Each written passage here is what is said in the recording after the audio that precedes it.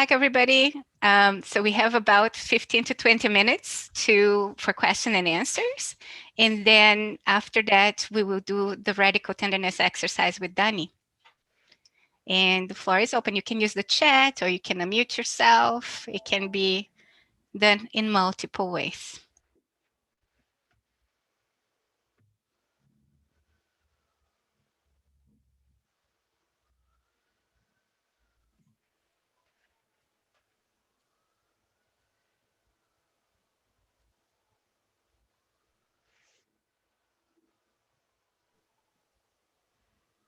So we just want to show you the visual recording that is taking place in this session. Maria Fulquier has been making this wonderful picture. Is it possible that we can see it in full screen?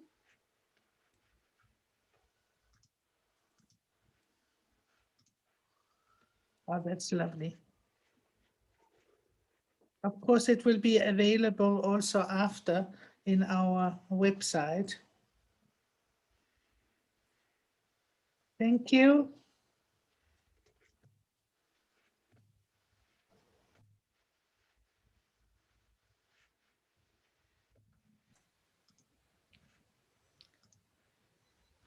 So maybe to get us started, I can give you a little bit of a background of how the exercise came about. So we were invited to create and to participate actually in a conference in Germany on utopias, future utopias. And they wanted us to create an exercise or make a presentation of what schools would look like in 2048. And we found two things problematic with this exercise, with what they were asking us to do. So one is that we always imagine the future as a continuation of the present, right? So we thought, why would we imagine education to be happening in schools, for example, in 2048? Maybe it's not going to happen in schools. The second thing that we found problematic was that with this invitation to imagine the future, there's also an assumption that if we just imagine something nice over there, we can just walk together to make it nice. But the work of our collective is actually to help us to reckon with everything that is already going on that we refuse to acknowledge. And that's why we decided to create an exercise that places us in 2048 and looks back to everything that has happened and that often education doesn't deal with. Because we keep on trying to create something nice for the future. So part of it is because our hope within modernity, in modern societies, we have been socialized and conditioned to think about hope as an image in the future.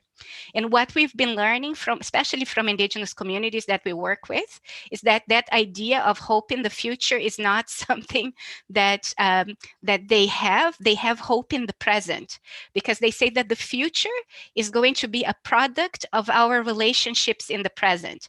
That it's much less to do with an image that we have in our heads about what's going to happen, and much more to do with our capacity to build relationships right now and to be ready to face reality and not try to move away from reality into a fantasy world.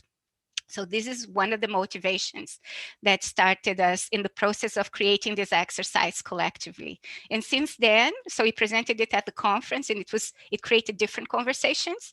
And since then, we've been presenting it in other conferences to educators all around the world, trying to figure out if we can think about education very differently, an education that does not create fantasies, but that helps us deal with a difficult reality that we have to deal with. And an education also that doesn't infantilize the students. So we have, as part of our collective, we have a youth collective as well of people in their early 20s who have been saying to us like that even at the university, they have been infantilized. So they're being told that things are going to be fine, you just have to be empowered and all of that. But these people that we're working with, are people from all over the world, but they say, look, education has been responsible also for where we are at right now, right? So the people who are actually destroying the planet, creating policies that benefit the corporations, and they are very highly educated. They have PhDs, they have master's degrees. So in many ways, people who have all this credentials are also the biggest predators that are creating all the problems. So how do we create an education, especially for people who are privileged, that helps them see that they are implicated in the problems, and that sometimes their solutions, if they are oversimplistic, they tend to reproduce this paternalism, ethnocentrism, and not really tackle the roots of the problem. They only tackle symptoms. So this request also came from the Youth Collective, and we tried to create something that would make us rethink education, an education for the realities that these young people will have to face in their lifetime. So that was the reason why we created this exercise. And I see that there's some questions already in the chat, so I'll just take a minute to have a look at them, and then invite also Renee and Dani to help me with questions and answers.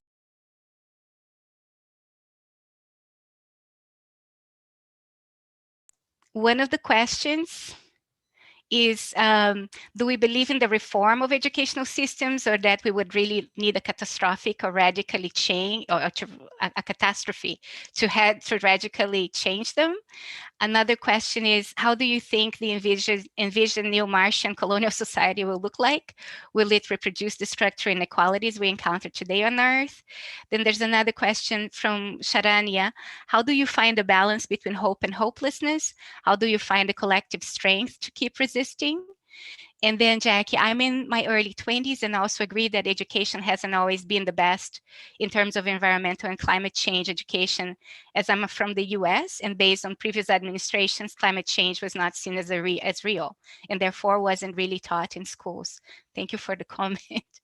I just have to unmute myself here. There was a dialog box. So I can start with the hope and hopelessness thing. So our approach is that naive hope is problematic, and hopelessness is also problematic. So we need to figure out a way of walking that tightrope between not falling in naive hope and not falling in hopelessness either. And for that, there is a kind of hope there, but it's a hope that we can change our relationships right now. So we can wake up now and change our relationships and walk together differently. So in that sense, that's why we talk about honesty, which means being able to see what's in front of us, not turn away from what we don't like and go into a bubble of illusions. It means humility, not putting ourselves at the center of the world. It means we need hyper self-reflexivity, which is the understanding of how we came here, how we got here, but also where our thoughts come from and how they are reproducing the problems. And the last thing is humor. I think one of the things we found and also learned from Indigenous people is that in order to sit with the collective pain, the pain of the earth, the historical pain. So in Canada, you would have the historical pain of slavery and of colonialism and of ongoing racism and discrimination and everything that we're doing to the earth.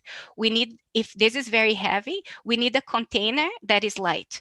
So if we start to be critical in the way of trying to find the moral authority in this, we will end up in a very toxic environment where it's going to be my entitlements versus your entitlements, my moral authority versus your moral authority. So humility means that we need to figure out another way to do this, but without running away from the problem. Right. The other way that it could go, and some groups go in that direction, is that we then don't ask the critical questions and we are just together and we go along to get along. Right. So we build community, but then it's very difficult to ask the critical questions. So the kind of tightrope that we see as possible is one where we are both critical and loving at the same time. So radical tenderness, which is what we're going to be doing in a bit at the end of the session, is an exercise that tries to make us aware that it's possible to be critical and loving at the same time. And in this, being critical means being self-critical. It means looking out at our own shadows and not turning away. So looking in the mirror, seeing what's not beautiful and not turning away. And in order to do that, we have to interrupt this, because in modern societies we're kind of socialized to either be +1 or -1, more than other people, or otherwise we feel worthless. So we can't be in this loop anymore. We have to find a way where we don't need that constant validation, or we don't feel worthless all the time. We have to find a way where we can embrace the beautiful, the ugly, the good, the bad, and the broken with of humanity within ourselves and around us, so that we come to each other from a place of more generosity, more compassion, more patience, at the same time that we keep asking the deeper questions, the critical questions. So Renee and Danny, do you want to tackle the other questions, some of the other questions? I can maybe take on Jakub's. Jakub was asking about the colony on Mars, and these kind of speculations are my favorite subject.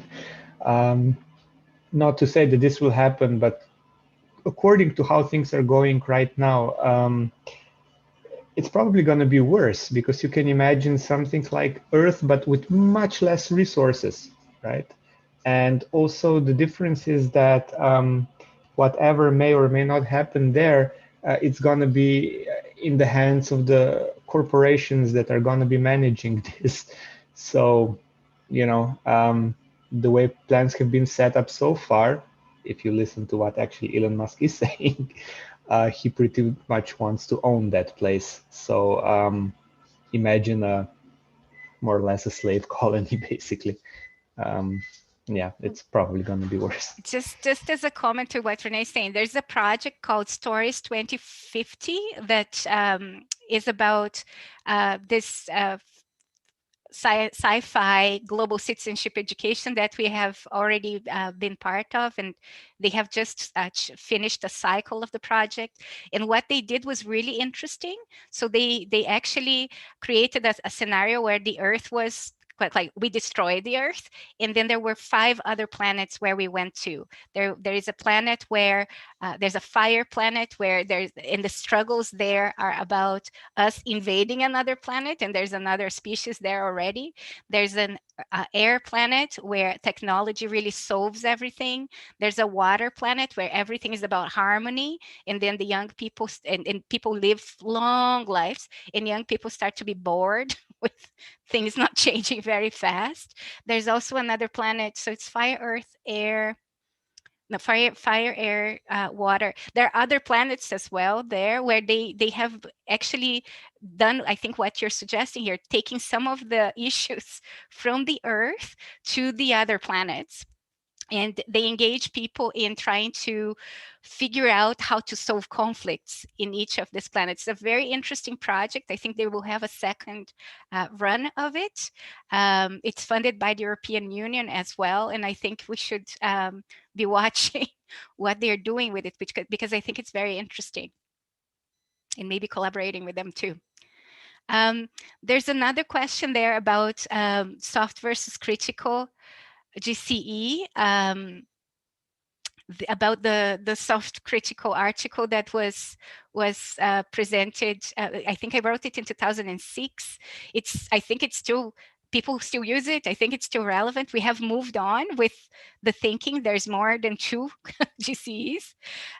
There is a special issue of the journal Globalization, Societies and Education that was co-edited by Karen Pashby, who is here, and Sharon Stein and Marta and me, that has some more recent thinking about global citizenship education. And in that special issue, I wrote an article that is more like what I think it's going to be the last article that I'm writing on global citizenship, so that I pass the torch to the other generations of people that are coming to work in this field, who I think are brilliant. So I would go to that special issue to look at what's happening there.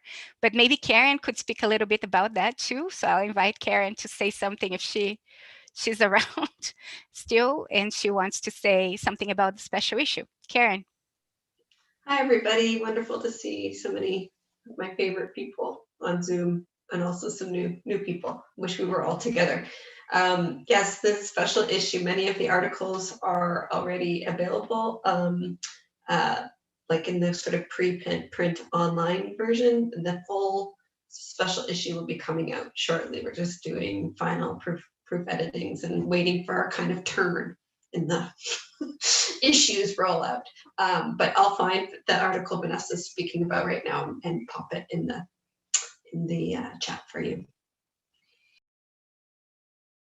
And also, I might just say that yes, I think so. Lots of us are still using things like soft versus critical, and I think the idea is we need multiple approaches, and there isn't a single tool that's going to do all of the work. And so it's about finding those different invitations into the conversations to build like reflexivity, and then continue to build on, what contributions those tools have had, and then what their limitations are, and follow kind of the additional tools available.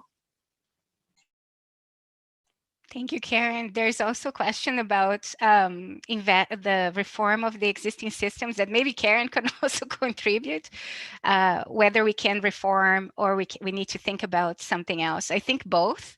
We need to keep trying to reform things as they still exist. I talk about the concept of hospicing, which means allowing things to die with integrity and dignity, and supporting the transition, and as we create space for something for something new, but that without suffocating it with our projections, right? So it's a process of assisting with the death of something and assisting with the birth of something else.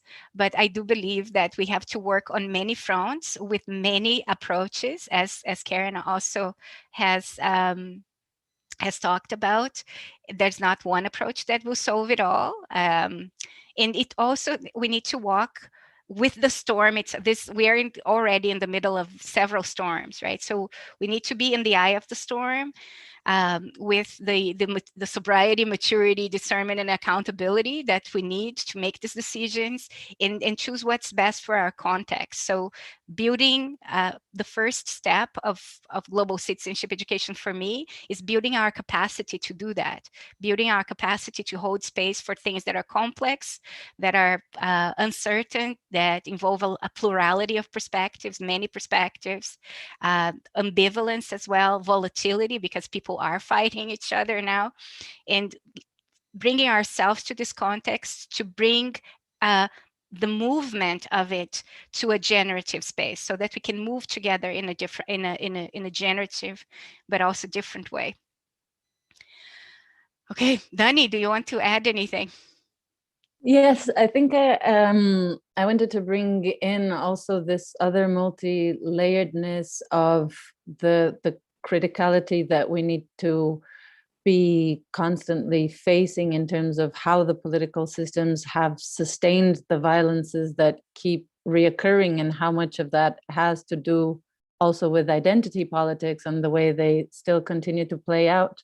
But then in the work that we try to invite in the collective, there's an invitation to also see how that coexists with somewhere in which, if we are all entangled and we are all an extension of the wider metabolism, then these differences that have shaped the way in which violence is distributed also would technically fall off the waistline, because everybody is centering the earth and its well-being, and that would nurture all forms of life, human and non-human.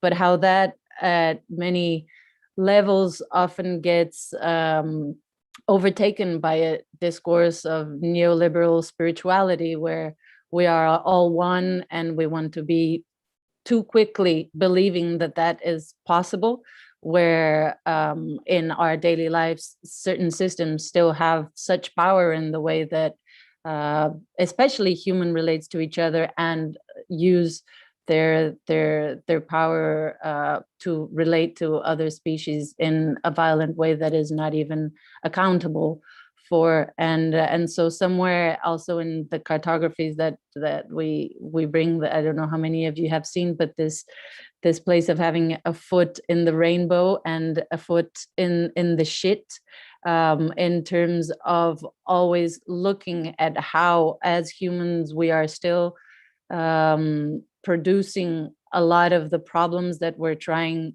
to move through, but that we carry on in this digestion of these same problems, producing more problems.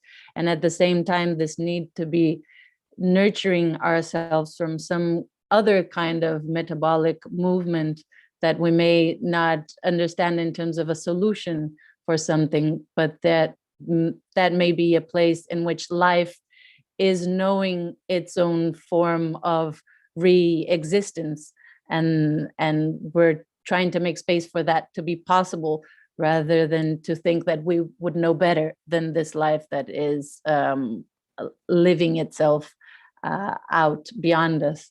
So there's that level of complexity also to be called in the work that we do, so that lens of criticality and in a way the reform cannot be completely abandoned in the mode that we are, but there's a radical catastrophe that is actually happening in ourselves and that is calling for something else in another temporality, and both of these approaches coexist. And somehow radical tenderness comes in that place too, where the radicality of facing the problems that we are a part of is something that we don't want to shy away from, but without finding a source of great tenderness with ourselves and with all of those that are part of this problem, then there is no source of stamina and of vital compass that we can draw from to keep the movement going.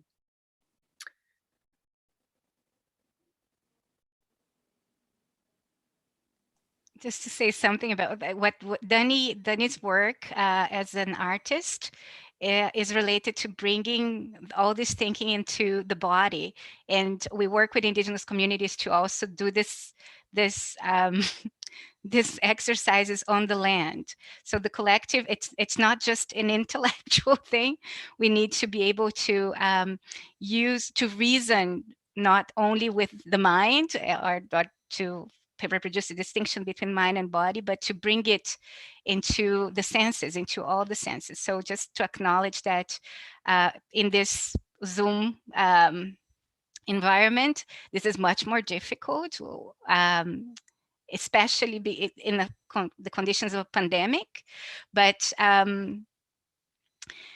it is very important that this is not just an intellectual exercise, that we involve our bodies and develop our capacity beyond what we can say or talk about, to be able to hold space for all of this as well. And in the exercises with the land, in forests, for example, we're now developing forest walks that help us sit with the most difficult parts of it as we go into walks, including what Dani was talking about. So one of the forest walks that we have, the invitation is to get a picture of yourself, and there's a process for removing your face from the picture, just leaving a hole in there and taking that picture in a walk, in order to take other pictures of your picture as a tree with that hole that you have for your face, reflecting a tree, but resisting this urge to see ourselves as only in the beautiful things. We need to see ourselves in everything. So we invite people to also look at what's not beautiful in the forest. Even sometimes it's plastic or sometimes it's shit, and put your face there as well so that you can feel a part of everything, but not just what you select to be part of. It's part of everything, right? The beautiful, the ugly, the good, the bad, the broken.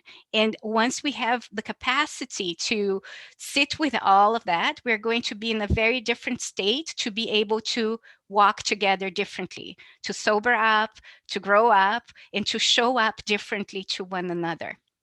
And that cannot be just an intellectual exercise. It has to involve everything. But it's also important to say that it's not about moving away from the intellect. The intellect has an incredibly important role to play in interrupting some of the patterns that we have. And it has to be used at its best. It's not about just moving away from that, right? It's about a way of integrating all of our being so that we can be in the storm together. So I see Sonia also telling me that our time is up for the Q&A. I'll just check if there's any other questions that we haven't seen. Can you please help me do that? And then we can start the radical tenderness exercise, which is an exercise that involves everybody. I think we probably have covered all of them. So Sonia, is it okay if we go to the exercise? No, Sonia is not. It's very much okay. Okay, thank you. So I'll just share the screen with you of the co-sensing with radical tenderness exercise, if I can find it. Okay, here.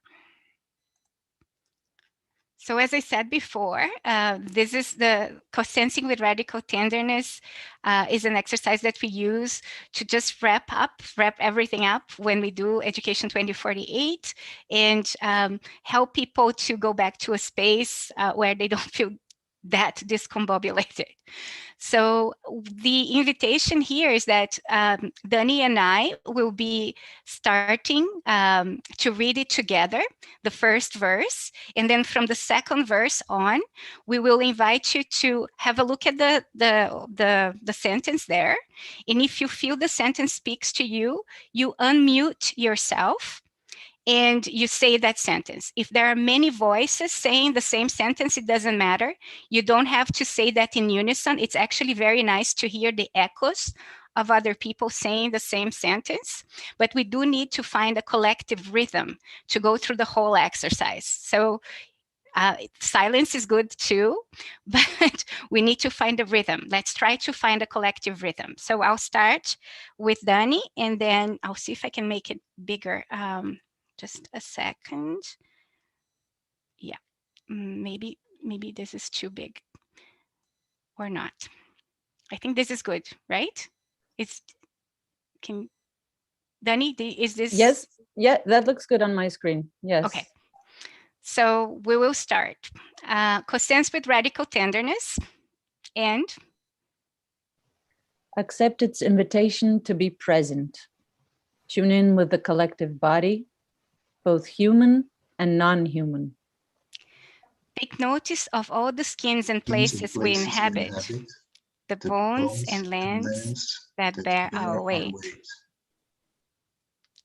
Feel our entanglement with everything. Everything, including the ugly, the broken, and the messed up. Relate beyond desires for coherence, purity, and perfection. Co-sense with radical tenderness and dance beyond the loop of identification and disidentification, beyond what you like and dislike.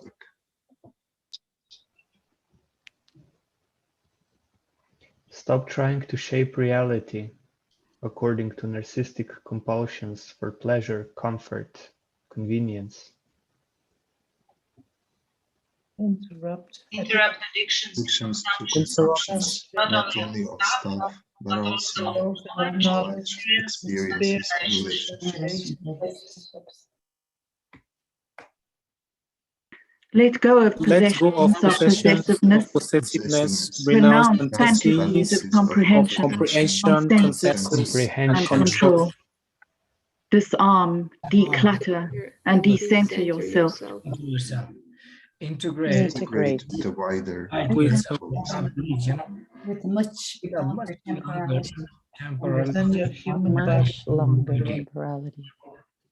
follow normative and non-linear time. Deactivate your cravings, greatness, and legacy. Stop fearing fear, uncertainty, and emptiness. Be open to the gifts of disillusionment and dissolution. and these solutions Surrender without collapsing. for sense Dance with radical tenderness. and make Make space space for the unknown and the unknowable in ourselves and in others. and in others. Seek sensefulness rather than the meaningfulness. Allow your state of wonder to Stay open without always tapping in meaning. don't hold Don't all being hostage to knowing. engage with creativity beyond the intellect. intellect Cover exiled capacities, expand sensibilities, and disimmunize intimacies. Notice the ways in which your thoughts and emotions are biophysical processes. Listen to non-human authorities, care about our relationship with them. Be open. Be open to what you can. Be open to what you can't and may never understand.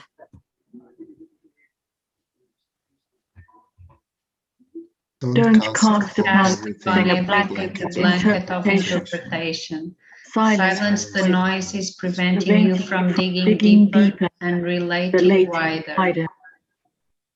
For sense with radical tenderness and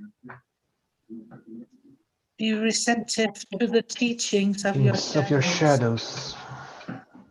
Burn your illusions, compost your shit, ferment yourself. Learn from repeated mistakes. Make only new ones in the future. Discover a whole bunch of different creatures inside yourself. look into the mirror and release the fear of disappointability, rejections, and abandonment. Face your complicity in violence and disinvest from arrogance, superiority, and status. Let go of the fear of being less, the pressure of being the more, need and for the need for validation. Deprivatize failures, depersonalize lack. Depersonalize lack. We all fuck up. We all We all cry. Deactivate your expectations and for belonging and focus on unlearning the logic of separability. Embrace yourself as both cute and pathetic. Be courageously vulnerable. Sense with radical tenderness and make room for new forms of coexistence to encounter you. Renounce unrestricted autonomy and the obsession with form. Find stability in the rhythm beneath the movement. Activate the sense of hearing in all parts of your body, so that through witnessing, we can heal each other. Listen to unuttered wisdom nurturing intrinsic rather than productive value. Remember that our medicines are both indispensable and insufficient. Let us have each other's backs rather than back each other up. Tune in rather than empathize with. There is a difference. Notice how you move between your comfort, stretch, and panic zones. Increase care in proportion to risk. Do it with humility, generosity, and reverence. Dissolve the limits and weight of your body, allowing others to move through with and for you. Co-sense with radical tenderness and turn the heart into a verb. Corazonar, sentir, pensar. Look at painful and difficult things with the love of really wanting to see. Feel the pain of the earth trespassing you.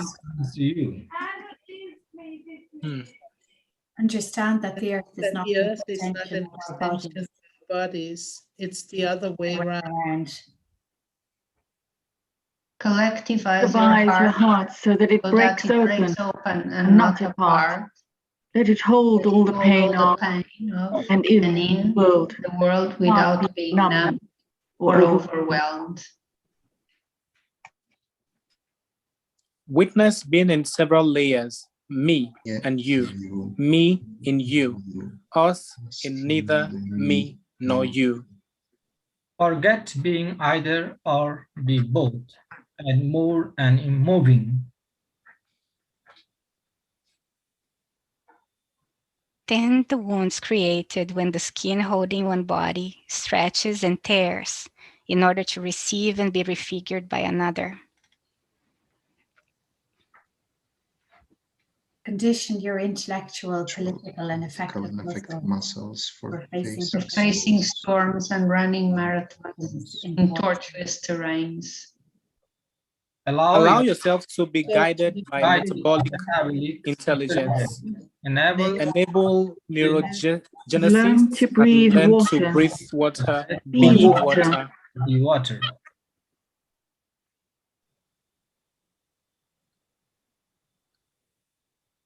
co-sense with radical tenderness and practice engaged detachment.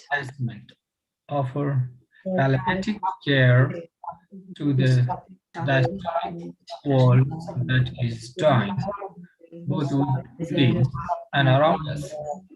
Digest the teachings this death offers.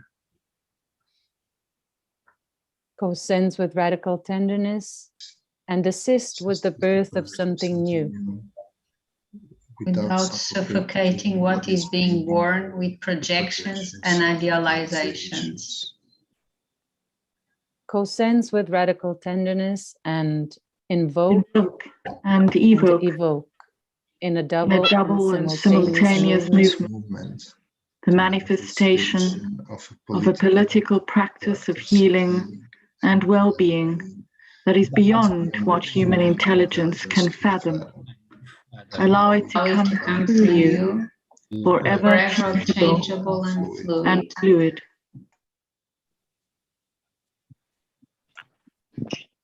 Thank you. I'll invite you just to close your eyes just for less than a minute.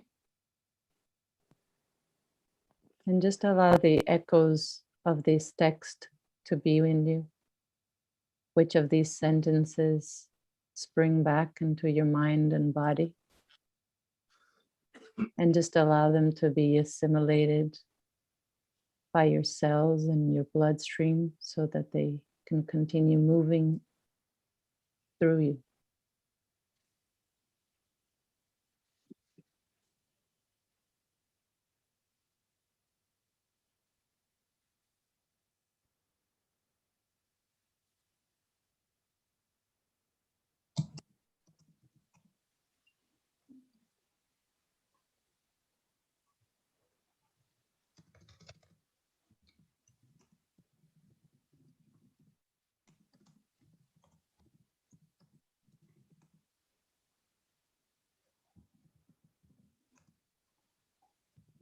use your breath to keep moving these words around in your body.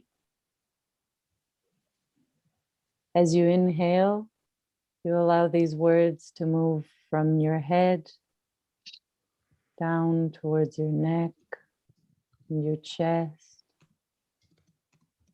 At each inhale, these words move lower and lower in your body and make their way back onto the earth, through your legs, out through your feet.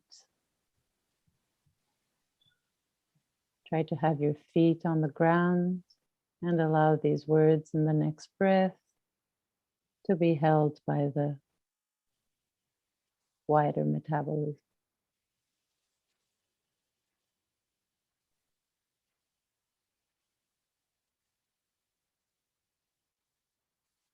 And we open our eyes again.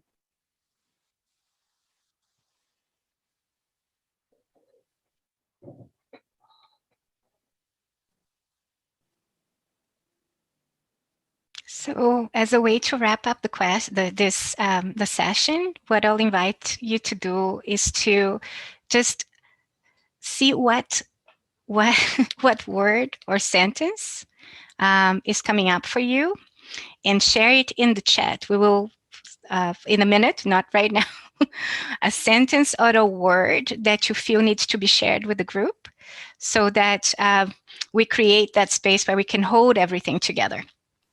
And if you want, as you're typing, you can also unmute yourself so that we can hear the sounds around us. It doesn't have to be in this complete silence, or so that we have a sense of the places we are coming from as well.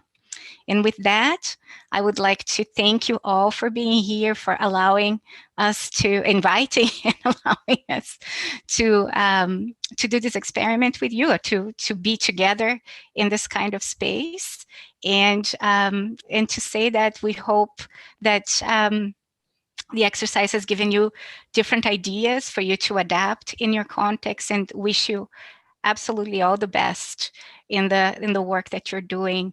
And say that this call for sobriety, maturity, discernment, and accountability is a difficult call, and it's a call that will require all of us to do a lot of work. Otherwise, we become work for other people.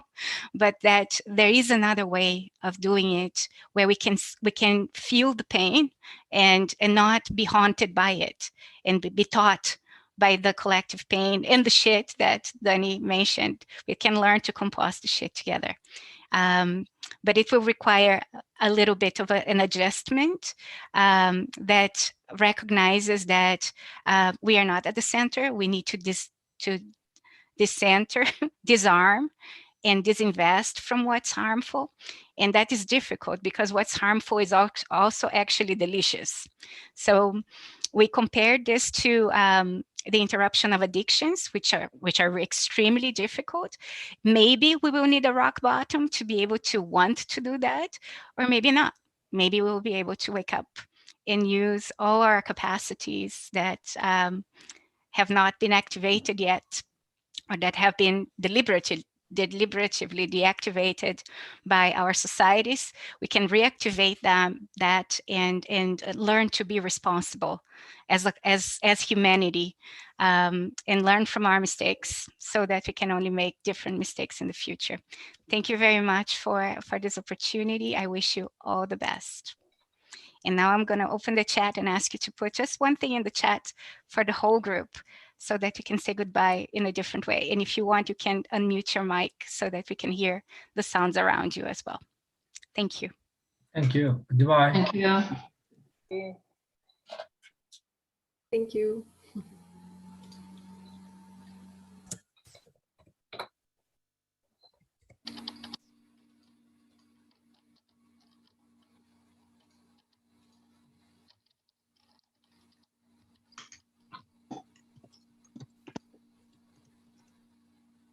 Thank you so much.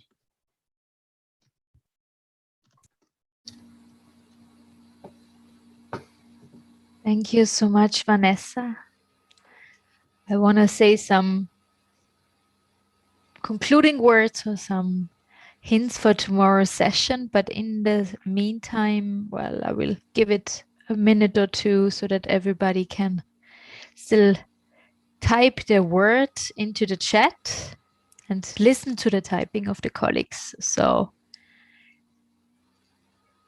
we'll give it a minute or two.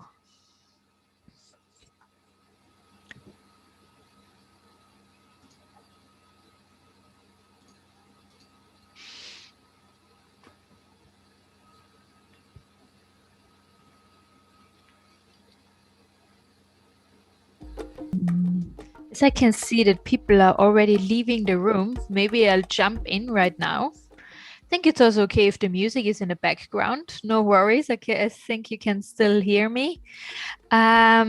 So you can listen to the music and still type your word in the chat box to say goodbye to everybody. I don't know if you feel the same, but I'm so calm now, and I really look forward to go into a very calm evening. But we will have a very dynamic day tomorrow as well, and you can see on the agenda already that we have quite some plans. So I'm inviting you to join us tomorrow. It was a great day today, and it will be the same tomorrow when we start with a mindfulness session talking about transformational power. So we will be joining a ski jumper on his trip down the slope, and we'll have some snowy perspectives on moments of transformation. Then we will have a session organized by the Angel and the Gene networks on the current state of research, where we will look at examples from research gathered by various research centers across Europe, or research on global citizenship education. And then, yeah, in the afternoon, the magic happens. Partnerships will be the topic. As many of you probably know, in the past years in Bridge 47, we have already explored partnerships with academic researchers, policymakers, private and public sector. And in this session, we will learn what potential these partnerships actually have for GCE. And we will be invited civil society organizations and partners to talk about the potential of partnerships. A very, very lovely keynote where we will also meet Vanessa again and Renee, I think, as well, in the afternoon by Ninava. He's the chief, chief. Ninava is a spokesperson for many, many indigenous people in Brazil. And he's also founder of the People's University of Sacred Medicine. I'm so curious to get to know him. So I hope many of you will join this session as well. Before we end tomorrow's day with singing. This is an experimental singing learning session where we use collective singing to open spaces for different ways of knowing. So this is structured around songs of gathering and not hierarchical at all. We don't need to be good singers. I'm looking forward to this session. So I am wishing you a wonderful evening, and I'm looking forward to see you tomorrow morning or during the day. Thank you so much for being here today with us. Bye-bye.